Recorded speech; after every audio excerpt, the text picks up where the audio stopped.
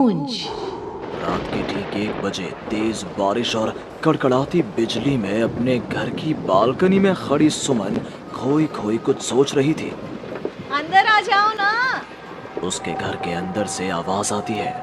तब भी सुमन काले अंधेरे में खड़ी न जाने किसका इंतजार कर रही थी, जिसमें से एक औरत अपने 2 बच्चों के साथ उसके पास वाले घर में लाल रंग की एक कार से उतरती है और बारिश में भागती हुई सामने वाले घर में चली जाती है। हेलो, कौन? मेरा कुछ सामान तुम्हारे पास है, लौटाओगी नहीं? आपका क्या सामान? कौन है आप? और मैं तो इस घर में कुछ सेकंड्स पहले ही आई हूँ। आपको यहाँ का नंबर कैसे पता चला? मम्मी, हो सकता है कि जो फैमिली यहाँ पहले रहती हो, ये कॉल उनके लिए हो। नहीं नहीं, ऐसा नहीं है। बाहर कड़कड़ाती बिजली एक अनजान आदमी के फोन ने नेहा को डरा दिया था। वो फौरन कॉल रख देती है। चलो बच्चों, कमरे में चलते हैं, मैं तुम्हें सुला देती हूँ। पर यहाँ इतने अंधेरे में तो कुछ भी नहीं दिख रहा। मम्मी, फ्लैश लाइट ऑन करो ना। नेहा फ्लैश ऑन करती है, जहां उसे ऊपर जाने की सीढ़ियां दिखती हैं और चारों तरफ सफेद कपड़ों से ढके हुए फर्नीचर। तभी नेहा की 3 साल की बेटी उससे कहती है, मम्मा घोस्ट। नो माय लव, ये तो वाइट क्लोथ्स हैं। चलो ऊपर, मम्मा आपको स्टोरी सुनाएगी, सुननी है ना? चलो चलो चलो। नेहा स्ट्रॉबेरी को गोद में उठाती है और रोहन के साथ सीढ़ियां चढ़ना शुरू करती है। एक एक कदम उसे ऐसा एहसास हो रहा था मानो वो सीढ़ियों पर नहीं दलदल में कदम रख रही हो। ये मेरे पैर सीढ़ियों में धंस क्यों रहे हैं? बहुत देर चलने के बाद सीढ़ियां खत्म होती हैं। ऐसा लग रहा है मानो मैं जन्मों से बस चल ही रही हूँ। जैसे तैसे थकी हारी नेहा ऊपर कमरे में पहुंचती है। जैसे ही फ्लैश बेड पर पड़ता है, वो देखती है कि उसके दोनों बच्चे पहले से ही बिस्तर पर सो रहे हैं। मेरा सर चकरा रहा है। बच्चे तो मेरी गोद में थे, यहाँ कैसे आ गए? और वो भी मुझसे पहले। नेहा कुछ समझ नहीं पाती और बेसुध होकर जमीन पर गिर पड़ती है। अगली सुबह उसकी आंखें सूरज की किरणें चेहरे पड़ने से खुलती हैं। नेहा बालकनी में जाती है, जहां उसे सुमन अपने बालकनी में खड़ी दिखती है। ऐसा लग रहा था मानो सुमन रात भर से वहीं खड़ी थी। सुमन नेहा को मुस्कुराकर देखती है।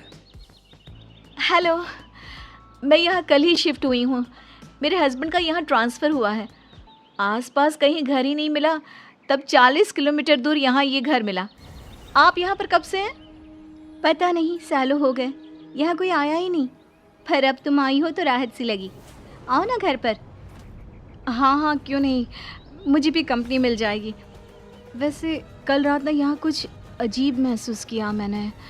मैं आकर बताती हूँ। नेहा सुमन से मिलने उसके घर जाती है और पिछली रात हुए इंसिडेंट के बारे में उसको बताती है। ये तो कुछ भी नहीं है नेहा। ऐसे तो कई इंसिडेंट्स मेरी एक फ्रेंड के साथ भी हुए हैं और रोज होते ही हैं। सुमन अपनी कार में बैठी अपने नए ठिकाने की ओर बढ़ रही थी। जंगल के बीच से गुजरती वो खुद से कहती है, ये सिविल इंजीनियर्स की लाइफ ना बड़ी मुश्किल है। कहाँ जंगल झाड़ी में रहना पड़ेगा। कार एक घर के पास रुकती है। लीजिए मैडम, हम आ गए। आपको कुछ जरूरत हो तो मुझे कॉल कीजिएगा, मैं ये बगल वाले घर में ही हूँ। सुमन घर के अंदर जाती है। डाइनिंग टेबल पर पहले ही खाना रखा हुआ था, पानी का ग्लास भी, टीवी ऑन ही था। ऐसा लग रहा था मानो अभी अभी यहाँ कोई था या है। चलो, कंपनी अच्छी है, सब अरेंजमेंट्स मेरे आने के पहले ही कर रखे हैं। सुमन खाने की टेबल पर बैठती है, जहाँ 5 लोगों का खाना परोसा हुआ था। ये 5 प्लेट किसके लिए सर्व कर दिया? हाथ है। सुमन अपनी प्लेट से खाना शुरू करती है और उसी वक्त बाकी 4 प्लेटों से भी खाना गायब होने लगता है। प्रमिल, कहाँ हो तुम प्रमिल? सुमन भागती हुई अपने ड्राइवर के घर पर जाती है। सुमन क्या देखती है कि प्रमिल जमीन पर गिरा हुआ है। फर्श पर हर तरफ खून ही खून। प्रमिल के मुंह से भी खून आ रहा था। वो कराहता हुआ कहता है, मैम, यहाँ रूहें रहती हैं, ये आपको भी नहीं छोड़ेंगी। ये कहते कहते ही प्रमिल दम तोड़ देता है और सुबह के 11 बजे अचानक ही अंधेरा छा जाता है। चारों तरफ से अजीबोगरीब आवाजें आने लग जाती हैं। मम्मी, आई, अरे कोई खाना देगा क्या मुझे? अरे जी सुनिए ना, प्लीज प्लीज मुझे मत मारो। पापा बचाओ, ये लोग कौन है? सुमन अपने दोनों हाथों से अपने कान को बंद कर लेती है और जोर जोर से चीखती है।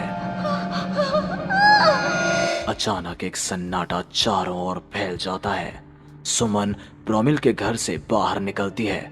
चारों ओर घुप अंधेरा, वो भी कुछ देख नहीं पाती और वापस अपने घर की ओर लौट आती है। इससे अच्छी तो मौत होती, ये मैं कहाँ फंस गई। मम्मा गोदी। अरे सुमन, क्या मरने वरने की बात करती रहती हो? जाओ मेरे लिए चाय बनाओ। ये कौन बोल रहा है? तभी अचानक से घर की लाइट्स ऑन हो जाती हैं। सुमन देखती है कि वो किचन में है।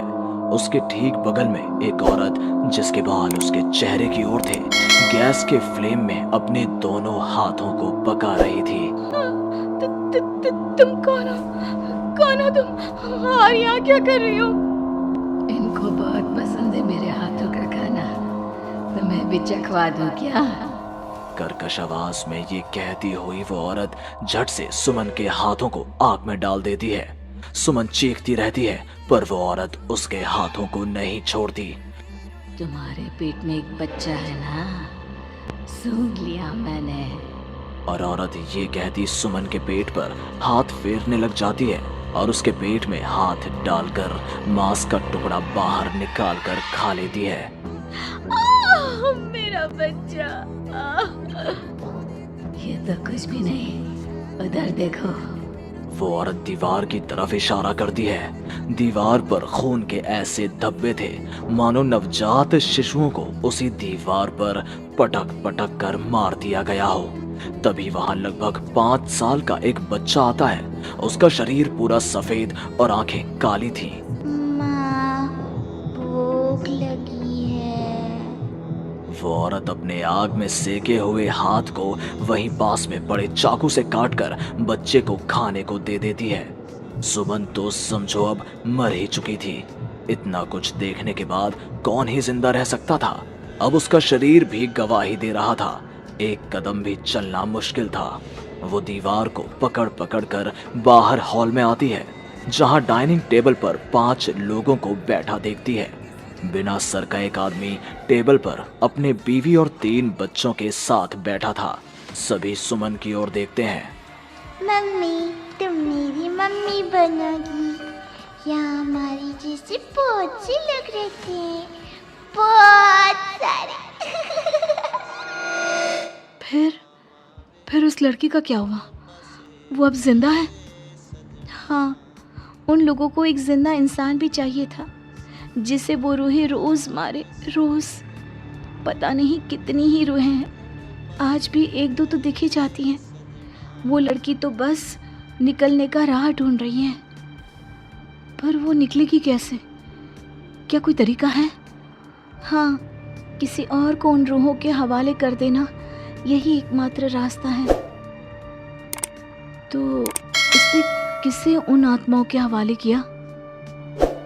किया नहीं, अब करेगी। तुम्हें ये वही घर है और वो लड़की मैं हूँ। अलविदा नेहा।